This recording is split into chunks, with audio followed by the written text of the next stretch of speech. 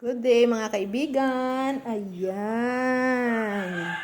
Sa mga bakanting oras natin, nakagawa na naman tayo ng isang maanghang na kimchi. Yan. Yan, cucumber kimchi po. Ginawa kong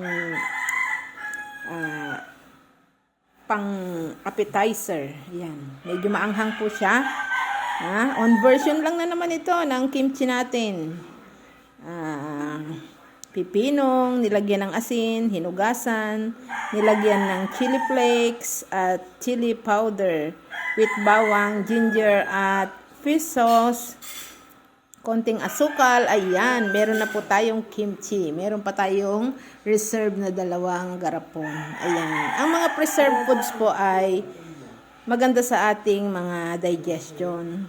Katulad ng atsara, buro, yan, kimchi, pinatitibay niyan ang mga walls ng ating intestine o bituka. Kaya kumain po tayo ng mga preserved foods. Ayan, teternuhan natin yan ng Chicken Joy. Halika, kain na po tayo mga kaibigan. Thank you, Lord.